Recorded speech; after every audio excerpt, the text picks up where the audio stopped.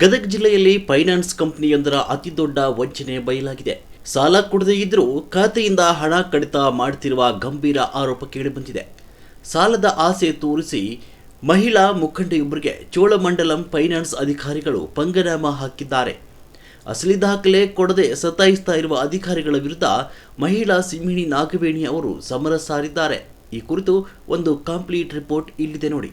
ಸಾಲವೂ ಇಲ್ಲ, ಹಣವೂ ಬಂದಿಲ್ಲ, ಆದರೆ ಪ್ರತಿ ತಿಂಗಳ ಖಾತೆಯಿಂದ EMI ಮಾತ್ರ ಕಟ್ ಆಗ್ತಿದೆ. ಇದು ಗದಗ ಜಿಲ್ಲೆಯ ಮುಂಡರಗಿಯಲ್ಲಿ ಬೆಳಕಿಗೆ ಬಂದಿರುವ ಚೋಳಮಂಡಲಂ ಫೈನಾನ್ಸ್ ಕಂಪನಿಯ ಅಸಲಿ ಮುಖವಾಡ.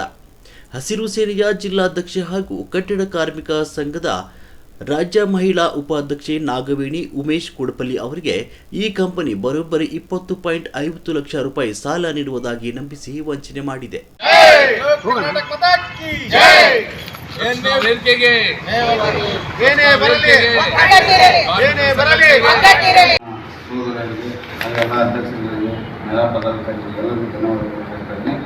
ಈಗಾಗಲೇ ನಮ್ಮ ನಾಗವೇಣಿ ಮೇಡಮ್ ಅವರು ಹೇಳಿದಂಗೆ ನಮ್ಮ ಮುಂದರಿಗೆ ಹೆಮ್ಮೆ ಕನ್ನಡತಿ ಅವರು ಈ ಚೋಳಮಂಡಲ ಫೈನಾನ್ಸ್ ವತಿಯಿಂದ ಆರ್ಥಿಕವಾಗಿ ಸಬಲರಾಗಬೇಕು ಒಂದು ಲೋನ್ ಎತ್ತಿರ್ತಾರೆ.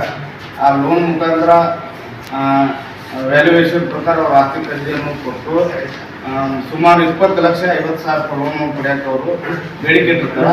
ಅದರಿಂದ ಅವರು ಕೂಡ ಕೊಡ್ತೀವಿ ಅಂತಂದು ಇವ್ರ ಹತ್ರ ಸಂಬಂಧಪಟ್ಟಂಥ ಕಾಗದ ಪತ್ರದ ಮೂಲಕ 20,50,000 ಇವರ ಹಾಗೆ ಖರೀದಿ ಪತ್ರ DD ಹಾಗೂ ಇವರ ಒಂದು ಚೆಕ್ಗಳು ಒಂದು 6 ಚೆಕ್ಕು ನಮಗೆ ಸಂಬಂಧಪಟ್ಟ ದಾಖಲೆಗಳನ್ನು ತೆಗೆದುಕೊಂಡು ಲೋನ್ ಸ್ಯಾಂಕ್ಷನ್ ಮಾಡ್ತೀವಿ ಅಂತ ಹೇಳಿ ಒಂದು ಮಹಿಳಾ ಘಟಕದ ಮುಂಚೂಣಿಯಲ್ಲಿರುವಂಥ ಕಾರ್ಮಿಕದ ಸಂಘಟನೆಯ ಅಧ್ಯಕ್ಷರಿಗೆ ಈ ರೀತಿ ಒಳಗ ಅನ್ಯಾಯ, ಧೋರಣೆ, ಮೋಸ, ವಂಚನೆ ಈ ಚೋಳಮಂಡಲ ಕಂಪ್ನಿಯವರು ಮಾಡ್ತಾ ಇದಾರೆ ಅಂದ್ರೆ ಇದು ಎಷ್ಟು ಮಟ್ಟಿಗೆ ಇವತ್ತು ನೋವಿನ ಸಂಗತಿ. ಯಾಕಂದ್ರೆ ಇವರಿಂದನೇ ಇವರ ಅಭಿಮಾನಿಗಳಾಗಿರ್ಬೋದು, ಇವ್ರ ಸದಸ್ಯರಾಗಿರ್ಬೋದು, ಸಂಘಟನೆ ಎಲ್ಲ ಸದಸ್ಯರು ಕೂಡ ಈ ಚೋಳಮಂಡಲಂ ಕಂಪ್ನಿ ಒಳಗ ಸಾಲ ಏನಾದ್ರು ಪಡೆಯಕ್ಕೆ ಹೋದ್ರೆ ಅವ್ರೆಷ್ಟು ಆಸ್ತಿ ಕಳ್ಕೊಂಡು ಬೀದಿ ಬರುವಂತ ಪರಿಸ್ಥಿತಿ ಇವತ್ತು ನಿರ್ಮಾಣ ಮಾಡಿದ್ರು. ಅವರು ಇಬ್ರು ಅಲೇಶನ್ ಅವರು ಮತ್ತು ಇನ್ನೊಬ್ಬ ಬ್ಯಾಂಕ್ ಸಿಬ್ಬಂದಿ ಸುಭಾಷ್ ಇವರಿಬ್ರು ಏನ್ ಮಾಡ್ತಾರೆ, ಬೆಳಿಗ್ಗೆ ನಾವು 12 ಗಂಟೆಗೆ ಕುಂತೀವಿ. 12 ಗಂಟೆಯಿಂದ ಸಾಯಂಕಾಲ 6 ಗಂಟೆವರೆಗೆ ಕುತ್ಕೊಂಡು ಹೋಗ್ಬೋದ ಈಗ ಬಗೆಹರಿಸ್ತಾರ, ಈಗ ಬರೀತಾರೆ, ಅವ್ರು ಏನು ಬಗೆಹರಿಸಲಿಲ್ಲ. ಆಮೇಲೆ ಅದ್ರ ಪರಾಜಯ ಆಗ್ಬಿಟ್ರು. ಆಮೇಲೆ ಮತ್ತೆ ಅಲ್ಲಿ ಇರ್ತಕ್ಕಂಥ ಸಿಬ್ಬಂದಿಯನ್ನು ಸಂಪರ್ಕಿಸಿದ್ದಾರೆ. ಅದರಲ್ಲಿ ಒಬ್ಬ ಶಶಿಧರ ಹುಡುಗ, ಇನ್ನೊಬ್ಬ ಅವ್ರ ಪ್ರತಿರೇಶನ ಹುಡುಗ ಏನ್ ಮಾಡಿದ, ಮೇಲ್ ಹಾಕಿ ತಕ್ಷಣನೇ 3ನೇ ತಾರೀಕಿನ ದಿನ ಹೊಸಾದ ಒಂದು NOC ಕೊಡ್ತಾರೆ. ಹೊಸದು ಇದು ಒರಿಜಿನಲ್, ಇದು ಡೂಪ್ಲಿಕೇಟು ಅಂತೇಳಿ ಇವಲ್ಲಿ ನಮ್ಮಲ್ಲಿ ಅದು 2 ಇದೆ, ಲಭ್ಯ ಇದೆ.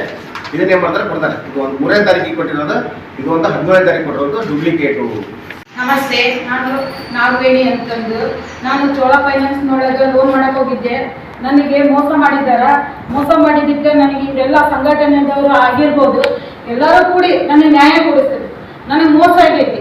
ನಾನು ಒರಿಜಿನಲ್ ಕಾಗದ ಪತ್ರವನ್ನು ಕೊಟ್ಟಿದ್ದೆ, ಅವರು ನಕಲಿ ಕಾಗದ ಪತ್ರವನ್ನು ಕೊಟ್ಟು ನನಗೆ ಮೋಸ ಮಾಡ್ಯಾರ.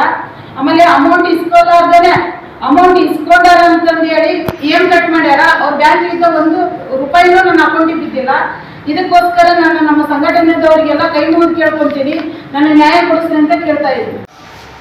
ಹೊರಗೆ 10 ರೂಪಾಯಿ 20 ರೂಪಾಯಿ ಬಡ್ಡಿದಾರದ್ದು ದಂಧೆ ಕೂರದ್ದು ಅವ್ರದ್ದು ಹಾವಳಿ ಇತ್ತು. ಈಗ ಈ ಫೈನಾನ್ಸ್ ಎಂಬ ಒಂದು ಸಬ್ಜೆಕ್ಟ್ ಇಟ್ಕೊಂಡು ಇವ್ರದ್ದು ಕೂಡ ಈಗ ಹಾವಳಿ ಆಗೈತಿ.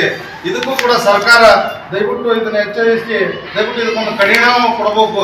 ಯಾಕಂದ್ರೆ ಇವತ್ತು ಕೂಲಿ ನಾಲಿ ಮಾಡಿ ಏನೋ ಮನಿ ಕಟ್ಟಿಸ್ಬೇಕು, ಏನೋ ಒಂದು ಮಾಡ್ಬೇಕು ಅಂತಂದು ಹೇಳಿ ಇವರಲ್ಲಿ ಪ್ರತಿಯೊಂದು ಡಾಕ್ಯುಮೆಂಟ್ಸ್ ಸಾಧ್ಯತೆ ಮಾಡಿದಾಗ ಇವ್ರು ಕೇಳೋದು 101 ಡಾಕ್ಯುಮೆಂಟ್ಸ್, ನಮಗ್ ಕೊಡೋದು 1 ಡಾಕ್ಯುಮೆಂಟ್ಸ್. ಅವರು ಅದ್ರಾಗ ಅವ್ರು ಹೇಳಿದಾಗ ನಾವು ಕೇಳಬೇಕಾಗತ್ತ. ನಮ್ಮ ಆಸ್ತಿ ಎಲ್ಲ ಅವ್ರಿಗೆ ಅಡ ಇಟ್ಟು ಅವ್ರು ಹೇಳಿದಾಗ ಪ್ರತಿಯೊಂದು EMI ಆಗಲಿ, ಈ ತಿಂಗಳ ಇದೇ ಆಗಲಿ, ನಾವು 1 ತಿಂಗಳು ಏನಾರ ನಾವು ಮಿಸ್ ಮಾಡಿದ್ರೆ ಅದಕ್ಕೆ ಪೆನಲ್ಟಿ ಹಾಕ್ತಾರ. ಮತ್ತೆ ಆಮೇಲೆ ನಮ್ಮ ಸಿವಿಲ್ ಹಾಳು ಮಾಡ್ತಾರ.